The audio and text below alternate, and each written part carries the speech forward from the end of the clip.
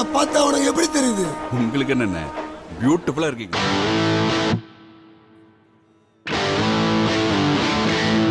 ప్రతి సినిమాలో గుండుతో కనిపించే ఈ నటుడు గురించి పెద్దగా పరిచయం అక్కర్లేదు. ఈయనే మొట్టె రాజేంద్రన్. మొట్టె అంటే తమిళంలో గుండు అని అర్థం. ఇలా గుండు అనే పేరునే తన ఇంటి పేరుగా మార్చుకుని ఫేమస్ అయిపోయారు ఈయన. సీరియస్ విలన్ గా,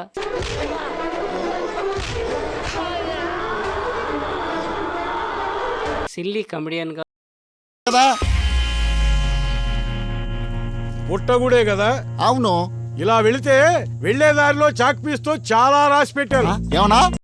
ఏ పాత్రలోనైనా తన బెస్ట్ ఇస్తూ షబాస్ అనిపించుకుంటున్నారు. మాతృభాష తమిళంతో పాటు తెలుగులోనూ మంచి గుర్తింపు తెచ్చుకున్నారు. అసలు విషయానికి వస్తే చూడగానే నవ్వు తెప్పించే రాజేంద్రం గుండు వెనకాల ఓ విషాద కథ ఉంది. ఆ కథ ఏంటో తెలిస్తే మనకు కన్నీళ్లు రాక మానవు. గతంలో ఓ సినిమా షూటింగ్ లో ప్రమాదం కారణంగా ఆయన చావుకు దగ్గరగా వెళ్లారు. దేవుడి దయ వల్ల ప్రాణాలు నిలబడ్డాయి. కానీ శరీరంపై జుట్టు మొలిచే పరిస్థితి లేకుండా పోయింది. ఆ ప్రమాదం వల్ల ఇకపై రాజేంద్రన్ ఒంటిపై జుట్టు మొలవద్దని డాక్టర్లు తేల్చి చెప్పారు. దాదాపు 20 ఏళ్ల క్రితం ఆయన ఓ మలయాళ సినిమా షూటింగ్ కోసం కేరళ వాయనాడ్లోని కాల్పట్టుకు వెళ్లారు. ఫైట్ సీన్ షూటింగ్ జరుగుతోంది. ఫైట్ సీన్ లో భాగంగా హీరో మొట్ట రాజేంద్రన్ ను కొట్టగానే ఆయన ఎగిరి పక్కనే ఉన్న ఓ చిన్న చెరువులో పడాలి. హీరో కొట్టాడు. రాజేంద్రన్ ఎగిరి చెరువులో పడ్డాడు. ఆ షాట్ ఓకే అయిన తర్వాత రాజేంద్రన్ బయటకు వచ్చాడు. ఆయన బయటకు వచ్చి రాగానే అక్కడ ఉన్న గ్రామస్తులు, ఏం బాబు ఆ చెరువులోకి ఎలా దూకావు? అది ప్రమాదకరమైన చెరువు. పక్కనే ఉన్న ఫ్యాక్టరీలోని విష రసాయనాలు అన్ని అందులోనే కలుస్తాయి. వెంటనే ఇంటికి వెళ్లి స్నానం చేయి అని చెప్పారు. అయితే నీళ్లు పోసుకోవడానికి వసతి లేకపోవడంతో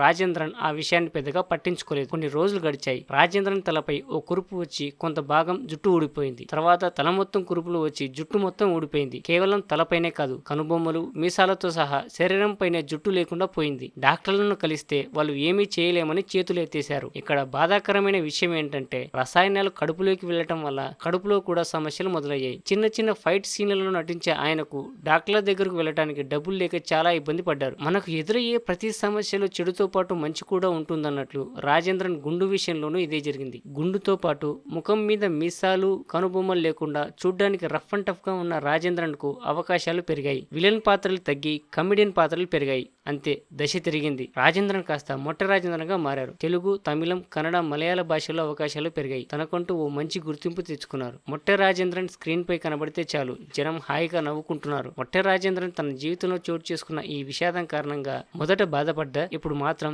చాలా సంతోషంగా ఉన్నారు. దేవుడు తనను ఓ మంచి పొజిషన్ లోనే పెట్టారంటూ సంతోషపడుతున్నారు.